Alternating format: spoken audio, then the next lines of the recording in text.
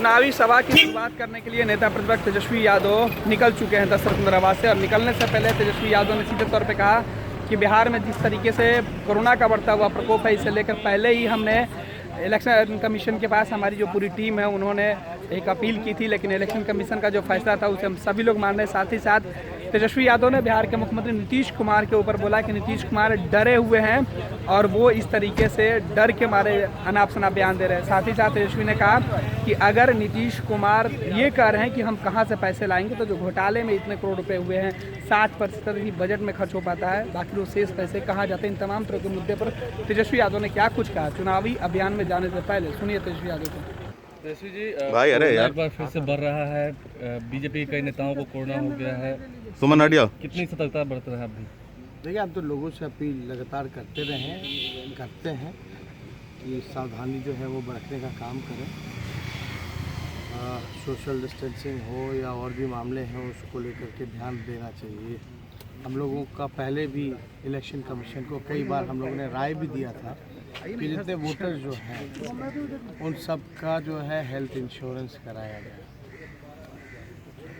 अब बात कोरोना की आ रही है, तो कोरोना को लेकर के हम लोगों ने स्पष्ट रूप से इलेक्शन कमीशन उस समय भी आग्रह किया था, अगर स्थिति अगर एडमिनिस्ट्रेशन के कंट्रोल में नहीं रहती है तो आप चुनाव बढ़ा सकते हैं। हम कोई हार्ड एंड फास्ट में नहीं थे, लेकिन अब चुनाव है तो चुनाव लड़ना ही है। इलेक्शन कमीशन का जो फैसला हुआ उसका हम लोगों ने स्वागत किया, लेकिन इसको लेके हम लोगों ने कई बार जो है राय दिया है। आपकी भी सभाओं में बहुत भीड़ हो रही है, तो ऐसे में कितनी सतर्कता? आप किसी को रोक तो नहीं सकते। आप के हाथ में डंडा है नहीं, आप क्यों रोकिएगा किसी को? कोई स्वयं अगर आ रहा है सुनने तो आप नहीं रोक सकते। और ये जनसैलाब जो आ रहा है, ये पूरी तरीके से बदलाव होने जा रहा है, ये स्पष्ट बताता है। अब मुख्यमंत्री नीतीश कुमार जी कहते हैं कि पैसा कहाँ से आएगा। एक तरफ कहते हैं कि बिहार सरकार के पास पैसा नहीं है, और दूसरी तरफ कहते हैं कि वो नौकरी देंगे, भत्ता देंगे, बेरोजगारी भत्ता देंगे।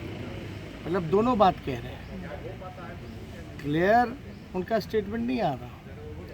अगर बिहार सरकार के पास पैसा नहीं है तो आपने 15 साल क्या किया? सृजन घोटाले में लुटाया, 60 घोटालों में लुटाया।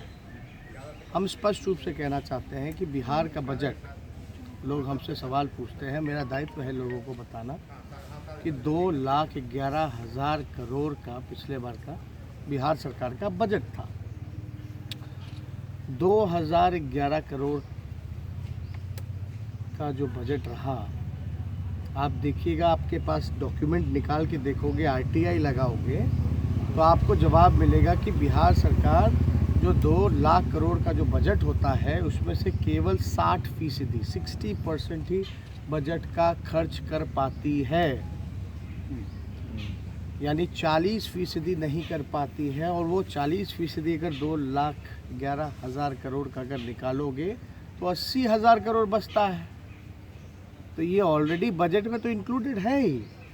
दूसरी बात, लोग बोलते हैं पैसा कहाँ से आएगा, तो सृजन घोटाला जैसा 60 महा घोटाले हुए, लगभग आपका 30,000 करोड़ रुपया जो है बिहार के भ्रष्टाचार में, बड़े घोटालों में गया है। देखिए, तो ये साफ बात है, जो भी आंकड़ा जो लोग दे रहे हैं 4.5 लाख तो खाली है, वो तो 2,11,000 करोड़ में है ही। लेकिन जो 5.5 लाख जो राष्ट्रीय औसत, आप क्या चाहते हैं कि हम पद ना भरें? डॉक्टर अस्पताल में डॉक्टर ना हो, इंजीनियर ना हो, कंपाउंडर नर्स ना हो, सिपाही ना हो। हमको अगर आगे बढ़ना है और ये सब पदें नहीं बढ़ी जाएंगी तो स्वास्थ्य सेवाएं कैसे सुधरेंगी? देखिए, कैसे शिक्षा व्यवस्था यहाँ से जाओ, एक झुंझलाहट सबको दिखाई दे रही है, हटा भी रहे हैं। तलाम करने लगे हैं लोगों को। लोग यही सवाल पूछ रहे हैं, नीतीश जी, दुख दर्द में आपने आँख चेहरा मोड़ लिया, मुंह मोड़ लिया, बाढ़ हो, कोरोना हो, तब तो आप हेलीकॉप्टर अपना नहीं चलाएं। अब वोट लेने के लिए आप आ रहे हैं। किस आधार पे आप वोट मांगने आए हैं? 15 साल में एक कारखाना नहीं लगा, रोजगार नहीं लगा, पलायन नहीं रुका, गरीबी नहीं मिटी, भुखमरी नहीं मिटी। तो किस आधार पे वो वोट मांग रहे हैं? केवल और केवल लाठी से पिटवाने का काम किया नौजवानों को, शिक्षकों को, सरकारी कर्मचारियों को। और हमने ये भी कहा है कि नीतीश कुमार जी ने एक नोटिफिकेशन निकाला है बीजेपी की सरकार ने। ये नोटिफिकेशन है कि भाई 50 साल की उम्र में सरकारी कर्मचारियों को रिटायर कर देंगे।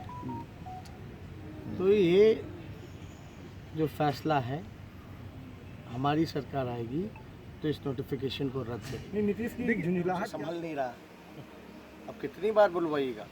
मानसिक और शारीरिक रूप से दोनों तरीके से वो थक चुके हैं, अब उनसे बिहार नहीं संभलने वाला। ओवैसी जी को कहना है, ओवैसी जी का कहना है कि सपने में योगी को हम दिखाई देते हैं, पाकिस्तान है और ओवैसी यही फिर दिखाई देता है उनकी सभाओं में। अभी कल भी भाषण दिया उन्होंने, योगी साहब ने। अरे ये हम ना इनका देखते हैं ना उनका देखते हैं। तेजस्वी जी, एक सवाल है कि हमारे सामने जनता का सवाल महत्वपूर्ण है। कोई व्यक्ति विशेष कौन सा मुद्दा दूसरे राज्यों से लेकर के आता है, ये हमारे लिए कोई महत्वपूर्ण नहीं है। महत्वपूर्ण ये है कि ये बिहार का चुनाव है। बिहार के चुनाव में मुद्दा सबसे बड़ा बेरोजगारी, कारखाना, पलायन, गरीबी, भूखमरी, लाचारी, बीमारी, शिक्षा, ये सारी चीज़ें हैं। हम जो है जनता को हमने विकल्प दिया है और क्या काम करेंगे, विजन हम लोगों ने सामने रखा है। आप ये बताइए। देखिए, ये तो एडमिनिस्ट्रेशन का काम है, अभी तो चुनाव आयोग के अंतर्गत ये आता है।